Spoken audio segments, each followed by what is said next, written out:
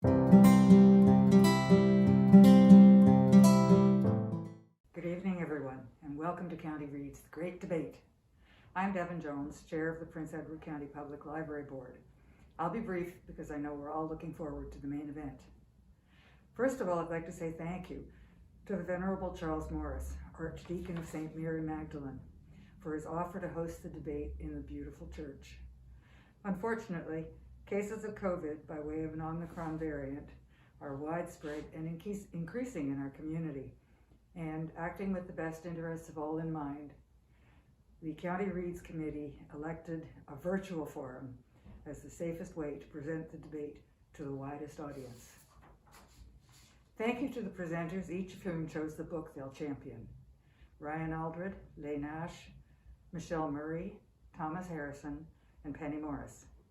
And to Ken Murray for doing his amazing job of moderating once again. As well, a special thank you to the tireless volunteers, Marlene Fraser, Janet Aston, Alexandra Bake, and Barbara Sweet. County Reads, the Authors Festival, and the Great Debate could not take place without the enthusiastic support of the Prince Edward County community. Thank you all for joining us tonight. I'll turn you over now to Ken Murray, who will explain the procedure for voting, moderate what is sure to be a spirited debate, and announce the winner at the end of the evening. And welcome everyone to County Reads 2022. This is our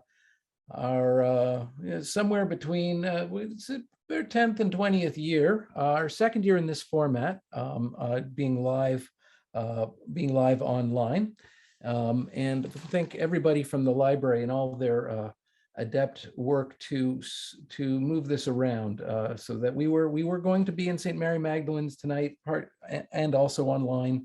And I just want to recognize all the work that the committee and all the staff at the library have done to make this online event come together, as well as to all our presenters who you will meet in a moment. For those of you who are new to County Reads, this was as Ann Preston, last year's winner, but originally one of the founders of County Reads all those years ago. It's sort of like Canada Reads, except better. It was her words. Tonight, 5 county residents will present to you the book they feel you must read, and they will have all of 5 minutes to make their case. And then after a bit of a discussion and a final pitch, it'll be up to you to vote on what the book shall be. So, pay attention. You don't need to take notes. This isn't school. Just listen, take it all in. If anything, you're going to hear about 5 books you should read tonight, but you'll also get to vote on the one you think should be the winner. Just asked to remind you that all of the books that are discussed tonight are available through Prince Edward County Public Library and also at Books and Company.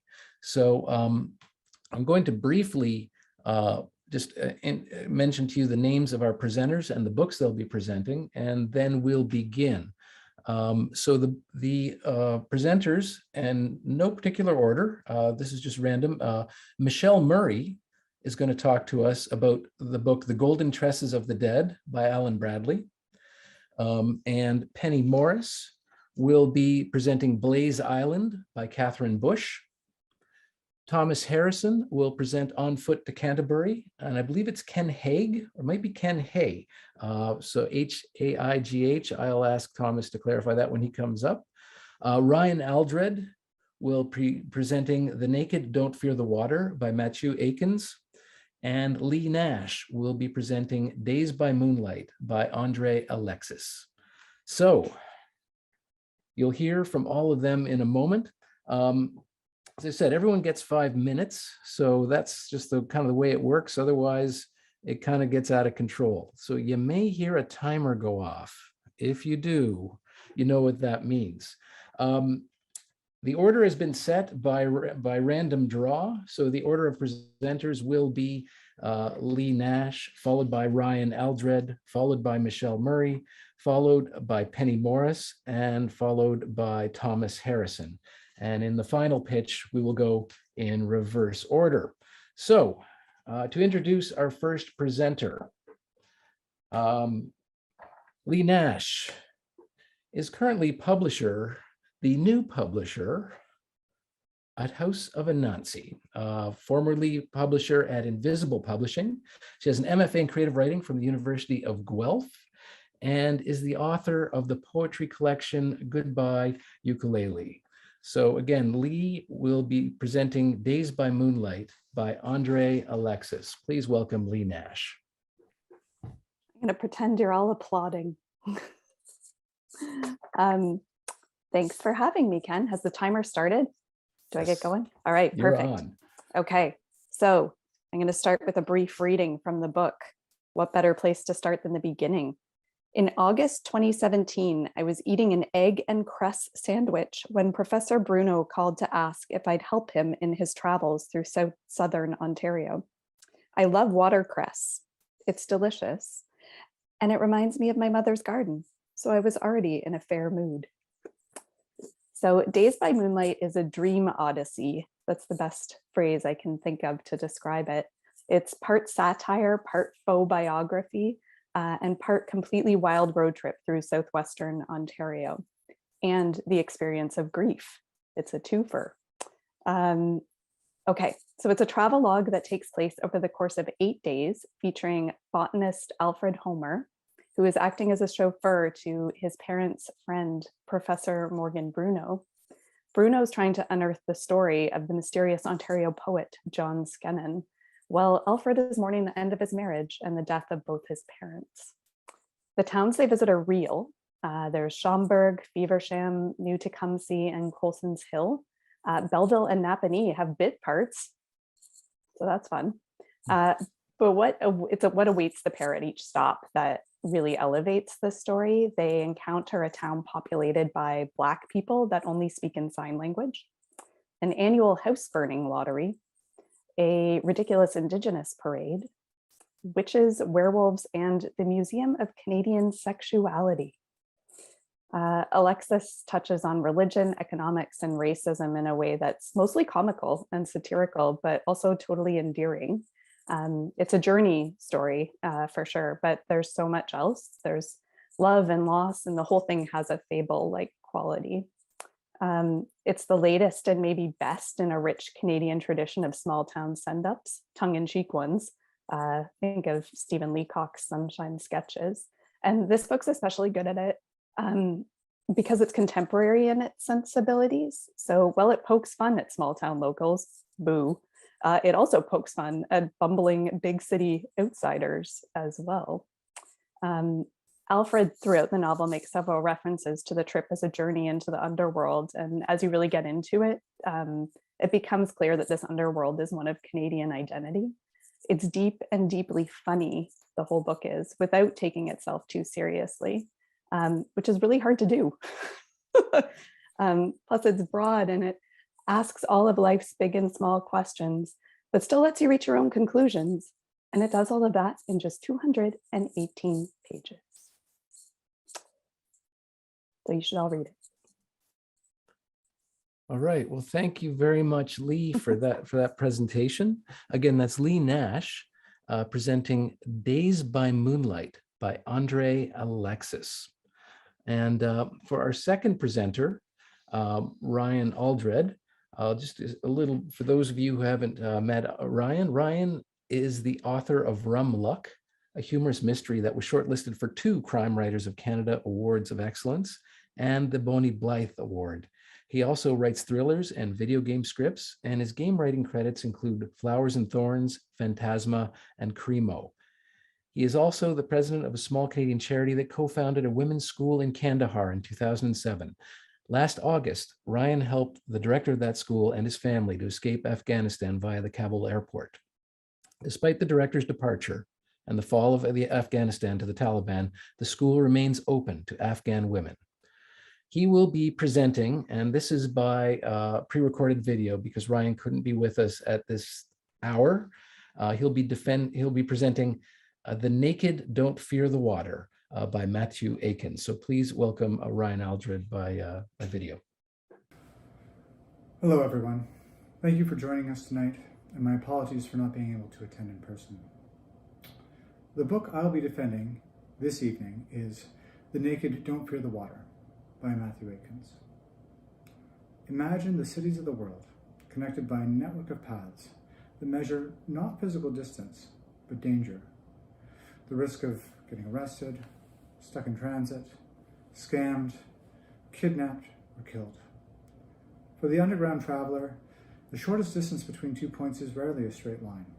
It might be a flight halfway around the world to transfer in an airport with corrupt officials.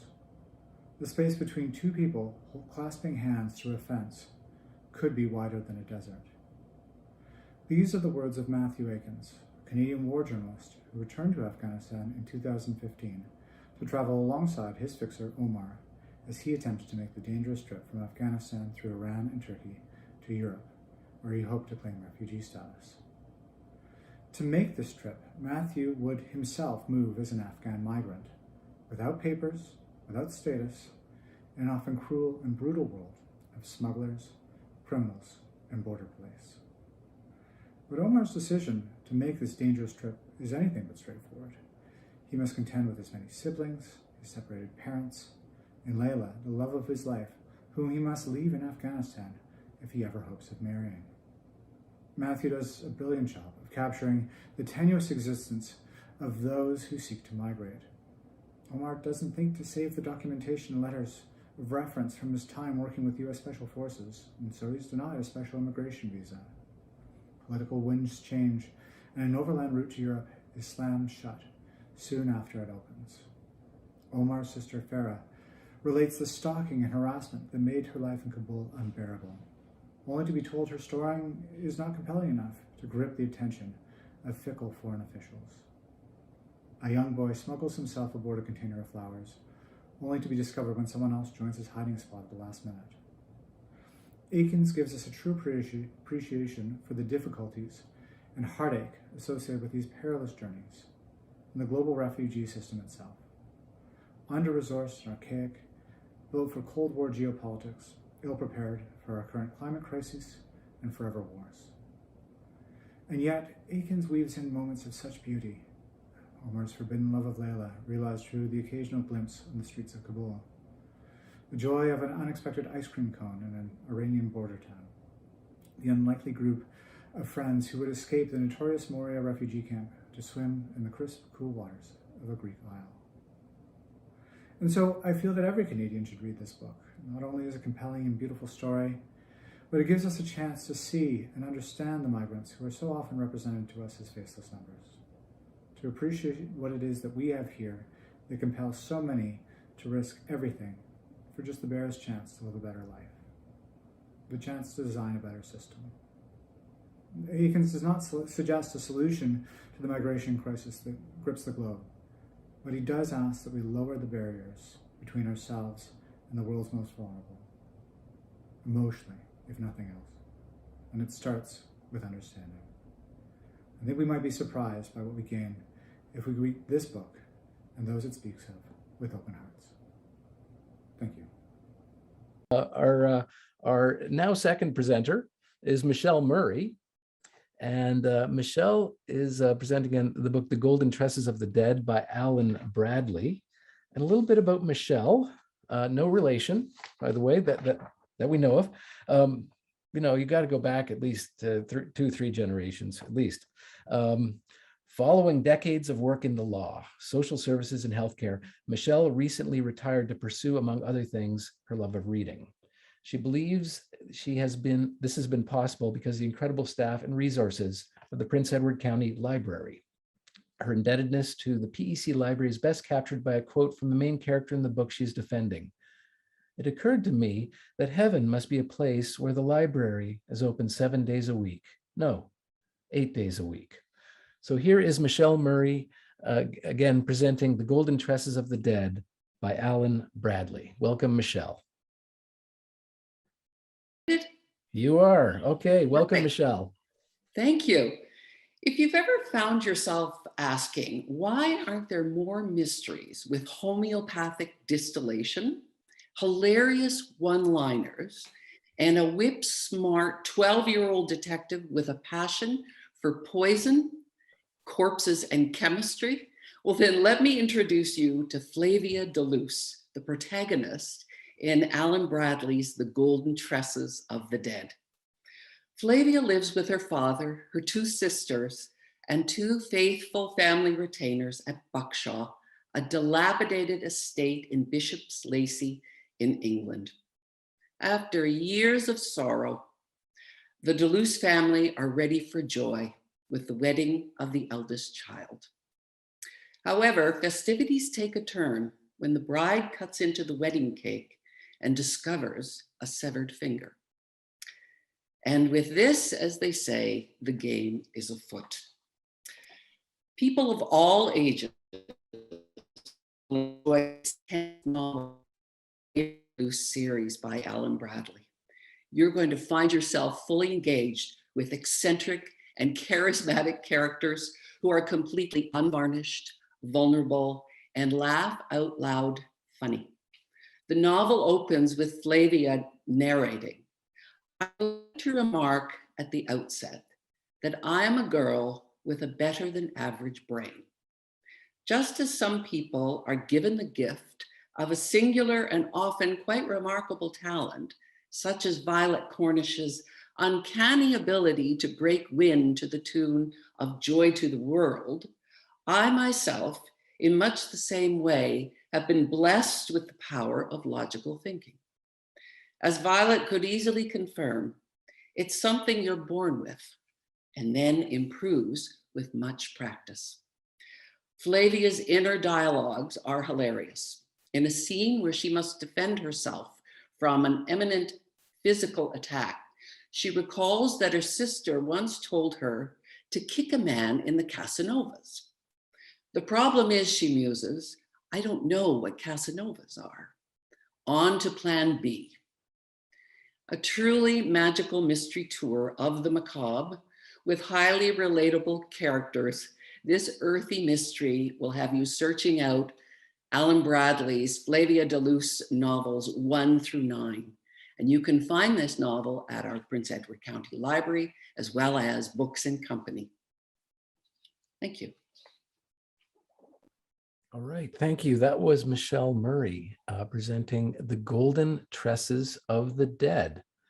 And as I said off the top, if you get nothing out of this, whatever you get out of this, you get to hear about 5 books you got to read. The question's going to be picking out the one you're going to vote for.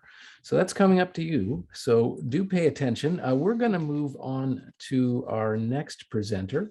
So next in our order is Penny Morris. Penny is presenting Blaze Island by Catherine Bush. And just a little bit about Penny. She moved to the county in 2010 to open Penny's Pantry, a healthy bulk food store. After working in pretty much every aspect of early childhood education, it was time to move on and follow this other passion. And she hasn't looked back. So here we are 12 years later, not even for a minute. Penny has sailed across the Pacific Ocean, and it was through sailing that she met her good friends in Corner Brook, Newfoundland, which is one of the reasons Blaze Island is her chosen book for county reads. So again, this is Penny Morris, who's going to present us A Blaze Island by Catherine Bush. Please welcome Penny. Thank you very much, Ken. Here it is. The underlying focus of this beautifully written work of fiction is the climate crisis. Sad, yeah, real. Catherine Bush weaves within the story sound scientific information, intense and frightening descriptions of storms, and one possible strategy which could help to slow down the catastrophic outcomes which are just around the corner. All of this, and not at all soapbox preachy, this author, Catherine Bush, is inviting us to collectively think a little more and to take action where we can. The book, as Ken has said, is set in one of my favorite parts of Canada, Newfoundland. Blaze Island is actually Fogo Island, located off the northeast coast and can only be reached with a small ferry or plane. I've been to Fogo Island only once and only for a few hours, but like most of Newfoundland, it was magical. Catherine's words paint a picture of the land, the people, and the culture with such clarity, I felt transported. hearing the porch called the bridge, and the question, "Where you to?" and other Newfoundlander expressions takes me there with a smile. Blaze Island is a page turner with unanswered questions and secrets alluded to in almost every chapter. It begs not to be put down. Here's an example with Caleb, who's close to 20, talking about his mother. She had, as ever, a penetrating stare. She didn't like the fact that he still worked for the old man. No, he'd have to say her feelings were stronger than that. She didn't trust the old man at all. She was full of questions about what he was up to. Was it really just weather monitoring, as he said? If so, why was he so secretive about it? Back when they still talked to each other, he never would answer her questions. That much was for sure. I'm sure you'll agree that Catherine vividly builds her characters and captures our hearts and minds. So here's a little bit about the story in a nutshell. Milan, who has changed his name to Alan for security, is a wrongly shamed climate scientist who has fled New York State with his 10-year-old daughter, Miranda, to a place, his quotes, "where no one will ever find us."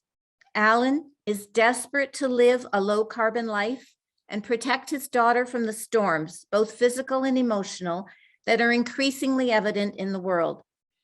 The story opens 9 years later during a mammoth hurricane, one that has ripped apart the US eastern seaboard and has reached Newfoundland. A stranger, practically dead at their door, brings to their life another layer of secret connections and outside influences. Miranda is deeply devoted to her father, protects and cares for him, and she doesn't question his sometimes strange actions or the many rules. One such rule is that neither of them are allowed to leave the island ever. Miranda learns about nature, life, self-sufficiency from her father, from Caleb and Caleb's mother, Sylvia, and from Mary Green. She quickly grows to love the island, starts to plan her future there, planting and harvesting food, learning the wind. The climate crisis has already touched Newfoundland. Locals call it weather weirding, and Alan is unable to resist doing what he can do to help the planet. He does this with as much secrecy as possible, which unfortunately results in the break of trust that he has built with local neighbors and in the end, even his daughter. He brings 3 other scientists he trusts to help him. One of them, Agnes, is originally from Nain, Labrador. She wasn't allowed to talk about climate at all, and that's for political positioning, because apparently, although ice may be melting, but they have decided that melting ice isn't weather.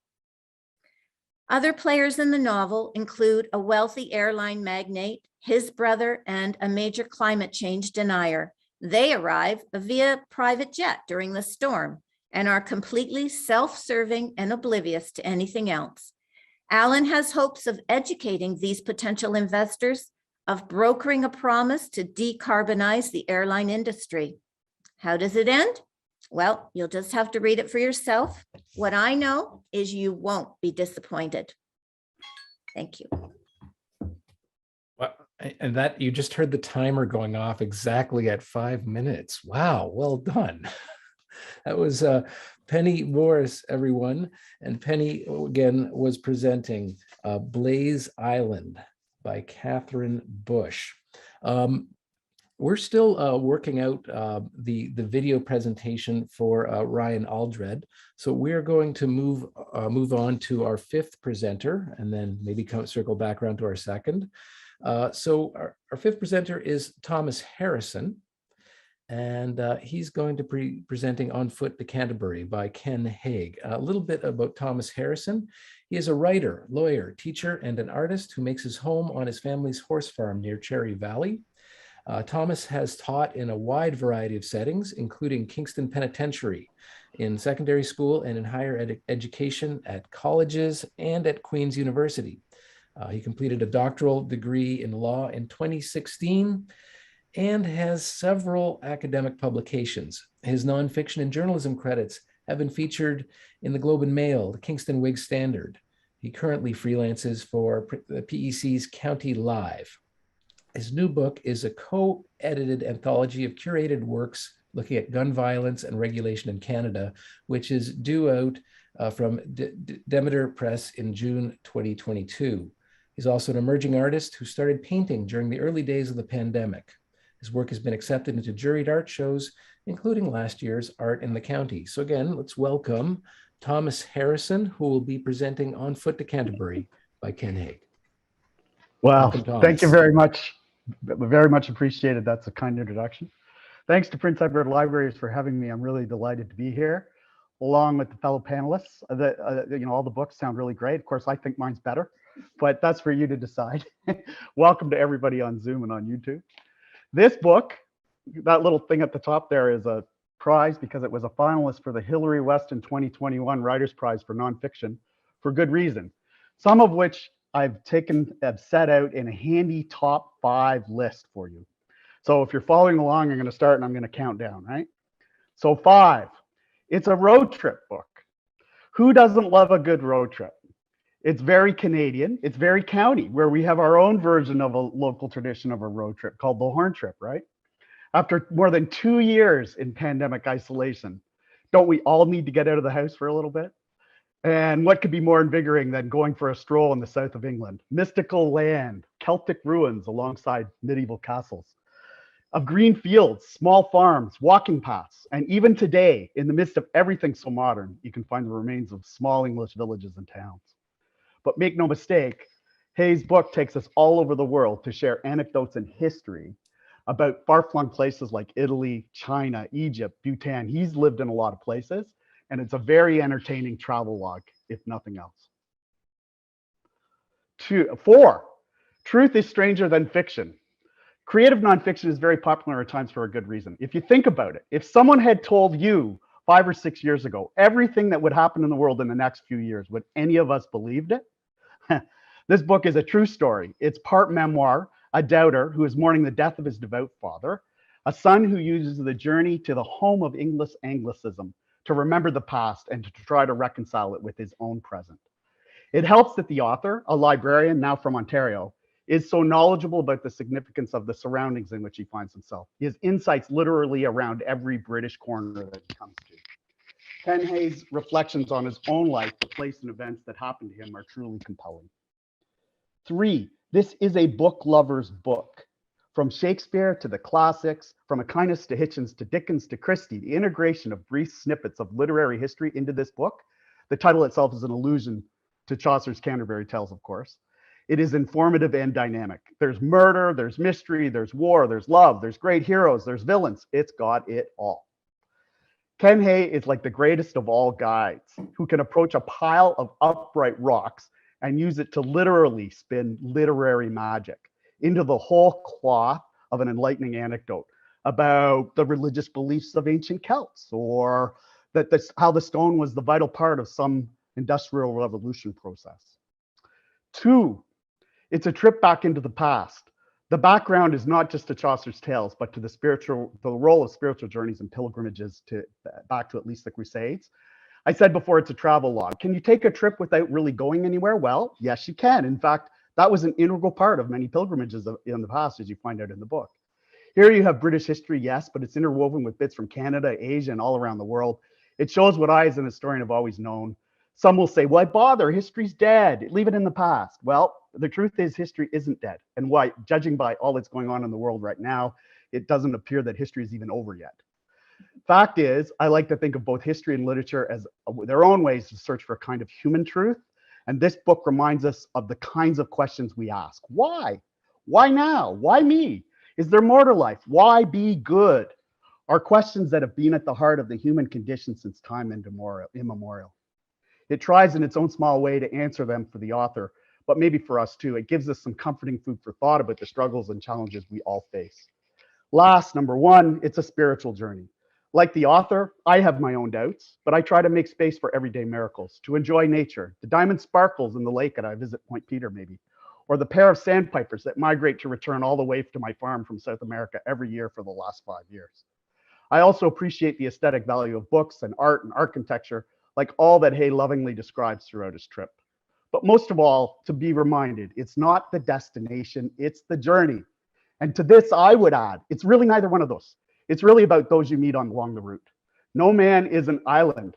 Ask not for whom the bell tolls, it tolls for thee, said Donne. Truer words were never spoken.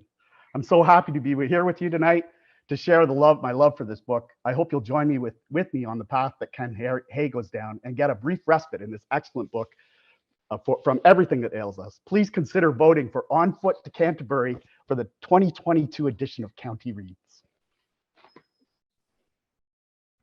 Thank you, Thomas. Again, that was Thomas Harrison with On Foot to Canterbury by Ken Hay. So we've heard from 4 of our presenters live. I just want to check in with Aaron.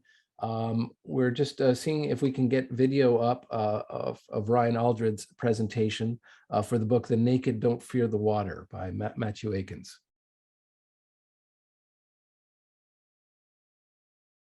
Sure. Well, I mean, it's really a travel book in the sense that it emphasizes the journey. So it has that in common with many, many other kinds of books.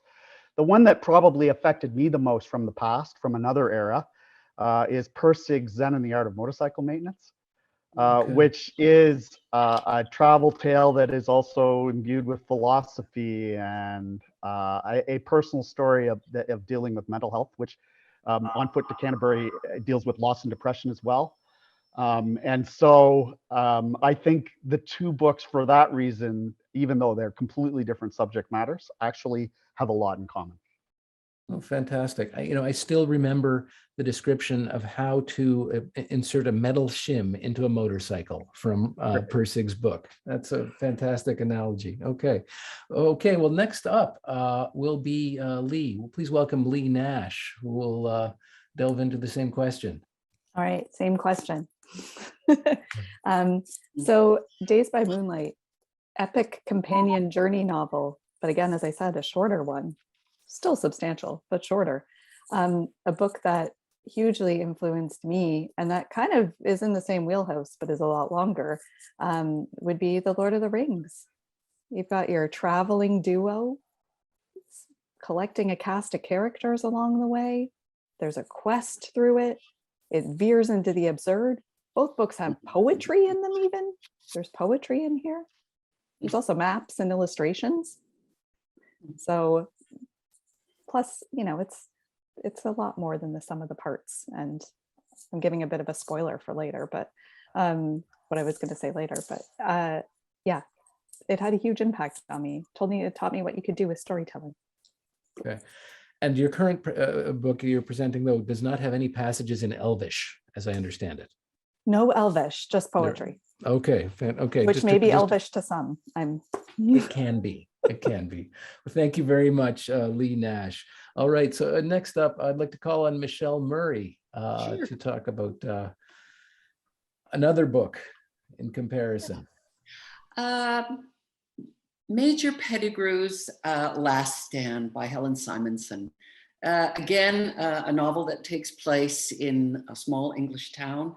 And it's really explores the kind of risks that you take when you're pursuing happiness in the face of convention. It's like the Golden Tresses of the Dead or Alan Bradley's series, very colorful characters. This one has a real stuffy colonel, a wacky vicar. And again, it's people overcoming conventions and taking risks. So I think that's really something that's always near and dear to my heart. Yeah. Thank you, Michelle. Yes, overcoming and taking risks. Yeah.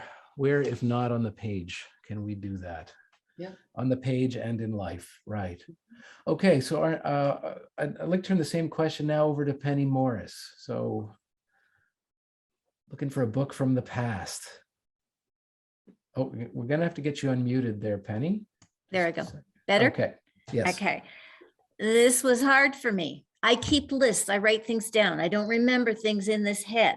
So what I came up with was the Griffin and Sabine series. I don't know the author, but they are a collection of 6 books that were gifted to me. And they are time travel books. They are books of magic and a mystical world. And although Blaze Island is grounded in our real world of Canada, it's still a lot about travel. But what's most important to me, how I see the similarities, is just the magic of the writing, although they're very dissimilar. To me, how these authors put these words together to make things come alive and to build, to help me to understand this person deeply in their depths, in their souls. I can do that. And the Griffin and Sabine series, I've read them, reread them again fairly recently. And when I read and reread Blaze Island, it just became deeper and the layers became more clear to me. And they both seem to me also to be, in the end, stories of hope and the power of people and the power of relationships. So That's a wonderful That's my answer. answer. Thank you, Penny. Yeah, and thank you all panelists for tolerating my surprise questions. But I really do enjoy. It almost puts into context, into a broader context, the story you're presenting. To hear about other works that you like. So I really, I do think it matters. Now, what we're going to do is we're heading towards the end here. So folks, keep thinking through this deliberation you're going to have to go through for voting. We're going to get a time for one final 1-minute pitch from each of our presenters. We're going to go in the reverse order. So it'll begin with Thomas, and it will end with Lee. And just heads up to the tech crew, this means that Ryan's video will be the second last. It'll come right after Michelle Murray. So I want to welcome back now Thomas Harrison, who will do his final pitch for On Foot to Canterbury by Ken Hay. Come on in, Thomas. Okay, thank you very much, Ken. My final pitch is a poem that is not in Elvish. If you know a minor English playwright named Shakespeare, and you might, he said all the world's a stage and those in it merely players, right?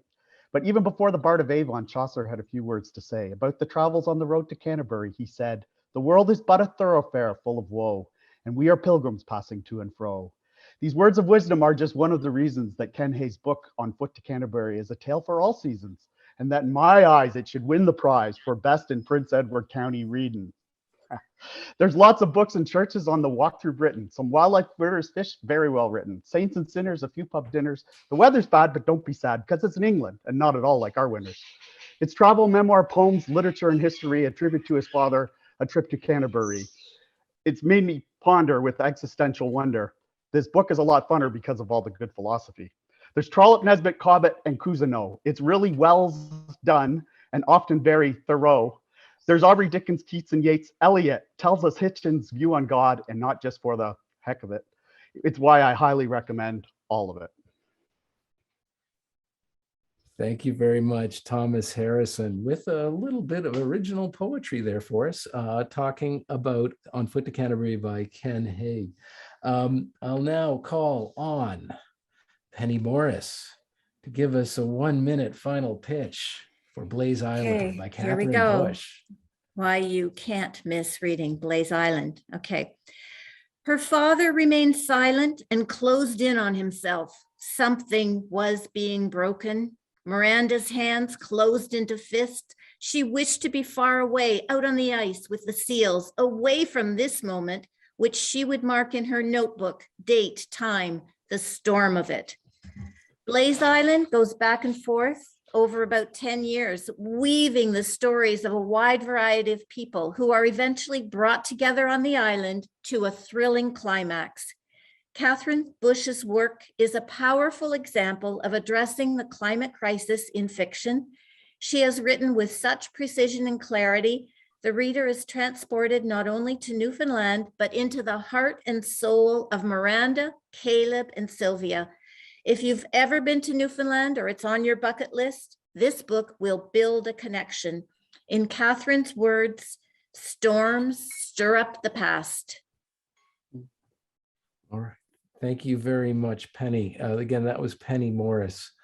speaking of the book Blaze Island by Catherine Bush. So here we are in the final run. We've got 3 more pitches ahead of you, and then it's going to be time to vote. Our next up will be Michelle Murray, and she will give us 1 minute to give you your reason why you must read The Golden Tresses of the Dead by Alan Bradley. Welcome, Michelle.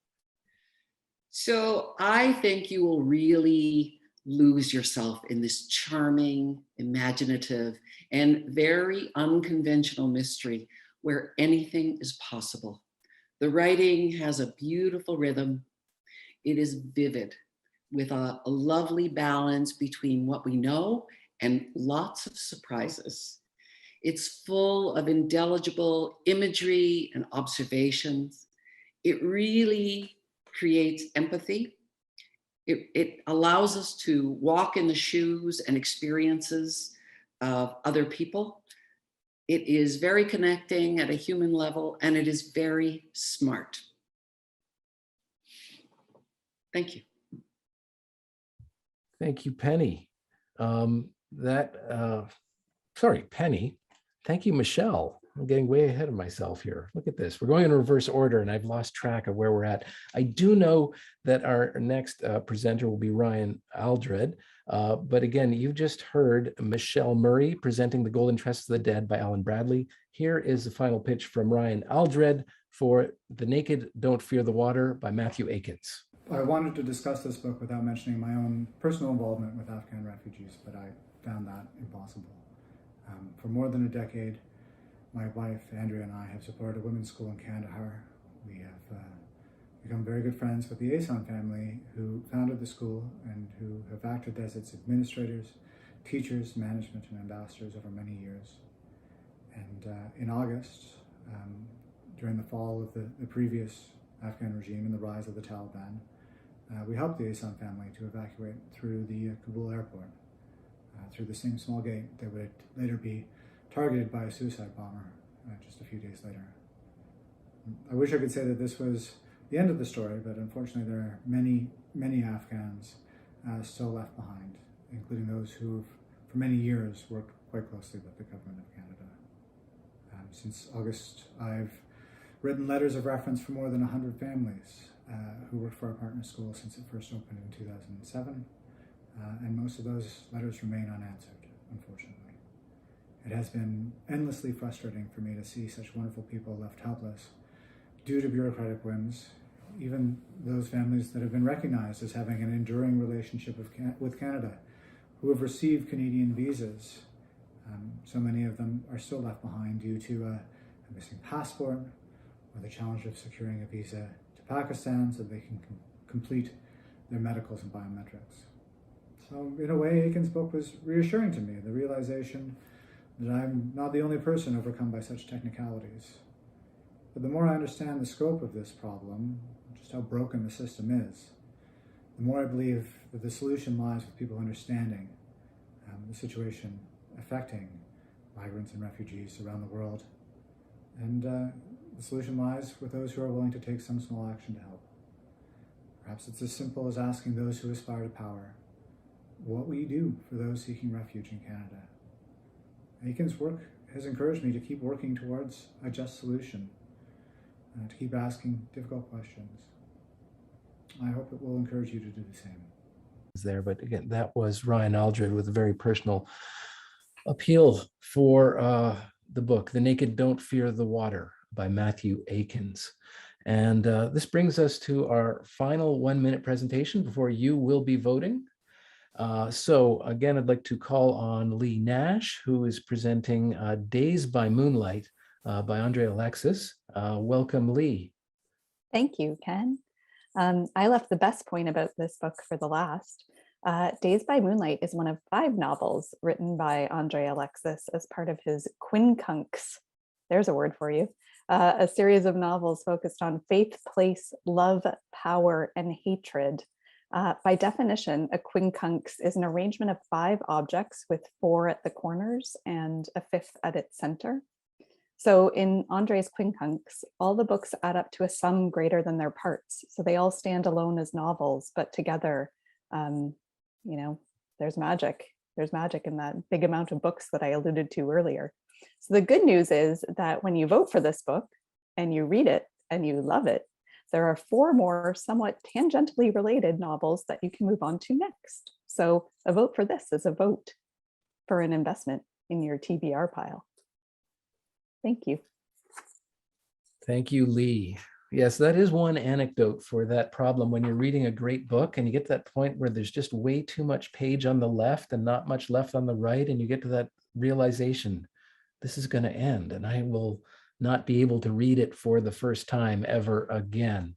I want to say thanks to our 5 presenters who've done a wonderful job under sort of unpredictable circumstances here, and really making it for a fantastic discussion here for County Reads 2022. You've heard from Michelle Murray presenting The Golden Tresses of the Dead by Alan Bradley, Penny Morris presenting Blaze Island by Catherine Bush. You've heard Thomas Harrison speak of On Foot to Canterbury by Ken Hay, and Ryan Aldred by video spoke of The Naked Don't Fear the Water by Matthew Akins, and Lee Nash presented Days by Moonlight by Andre Alexis. It's a nerve-wracking job to be a presenter for this thing, and I think everyone's done an admirable job. The presenter's work is over now. It's over to you. So what's going to happen now is there's going to be an interlude where you will have the opportunity on your screen to vote for the winner. And I understand that we have a video that you'll watch, and this is actually a construction time-lapse video showing what's happening at the Picton branch of the library. So you will see a survey come up there on your screen. So please vote and enjoy the video to see what's going on at your library. And I think we're going to, at some point, have an update on the campaign as well. So we'll turn it over.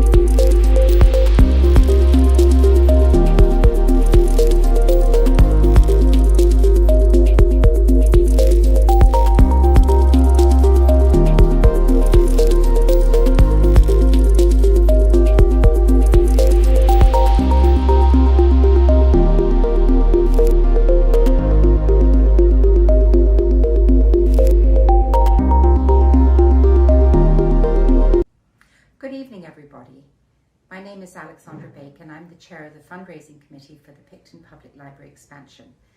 And this may be the last County Reads that you get to hear from me, because we're hoping by this time next year we will be occupying our beautifully newly expanded library. As you can see behind me, construction is well underway, and I'm delighted to let you know that with $180,000 remaining to be raised, we are almost at the finish line in both construction and fundraising. It has been a long journey to reach this point, but hopefully, all things going well over the summer, the existing library will move into the back building sometime this fall, and the existing beautiful Carnegie Library will be restored, and then we will amalgamate the two, and by next spring we should be fully occupying the new building with lots of meeting spaces, bathrooms, and spaces for you to read, study, and play in. So join me in welcoming everybody to County Reads. We're sorry it has to be virtual again this year, but I'm sure it will be a great debate, and may the best defender win. So I would now like to announce that our winner, as voted by you, is On Foot to Canterbury by Ken Hay, as presented by Thomas Harrison. Congratulate Thomas. And we can bring him in now for a few words from the podium here. Well, thank you very much. That's wonderful. It is really a good book. I'm particularly impressed given the quality of performances. Going last, you know, they say you can learn from your mistakes, but I went last there, so I didn't really have anything to learn. You know, I'm sure I made lots, but before I came, I actually emailed Ken Hay and said, what question is it about this book that you get most often about it, and why do you think it appeals to people? And he said, the thing that people most often ask me about is a loss that they've suffered or their own experiences with losing a parent or traveling in England. And he says the fact that they're willing to share such personal stories means the book really touched them. And I think for me, it really touched me. And I'm glad my presentation did it justice. And I hope that when you do read it, if you haven't read it yet, that it really touches you too. So thank you very much. And thanks, Ken, and to all the other panelists as well. Well, that's fantastic. Well, it is great to hear from you, Thomas, and great to hear from all the presenters. I have, as Lee said, I've just added several items to my TBR list. No matter how much you read, that pile keeps growing taller and taller, and may it always, because if it ever gets small, I get nervous. So, you know, some people get stressed out by having too big a to-read list. I get stressed out if it gets small. So maybe I'm lucky that way. Again, thanks to all our presenters. I know for the presenters, there is a little Zoom link we can regroup in to debrief. So I'll meet you all there if you care to join in a moment. But I also want to say thank everyone who's tuned in to watch, and all the folks from the library who put this together this year. May we all meet in person next year.